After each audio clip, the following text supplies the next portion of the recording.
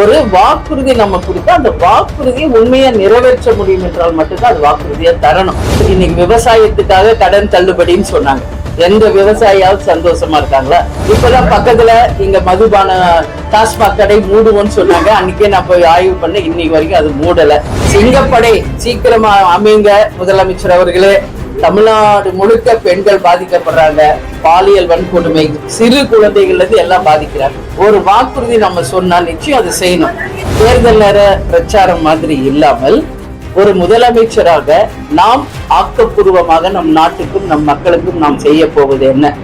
ஒட்டுமொத்த தமிழ்நாடு மக்களின் முதல் அமைச்சராக அவர் இருக்கிறார். அனைவருக்கும் சமமாக அவருடைய உரையும் இருக்கணும், அவர் செயல்பாடும் இருக்கணும் என்று நான் கேட்டேன். ஏற்கனவே இருந்த திட்டங்களை சரியாக செயல்படுத்தினாலே இங்க தமிழக மக்கள் எல்லாமே பெற முடியும்.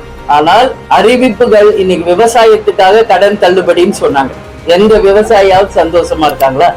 நான் கேட்கிறேன், மக்களையும் கேட்கிறேன், விவசாய மக்களையும் கேட்கிறேன்.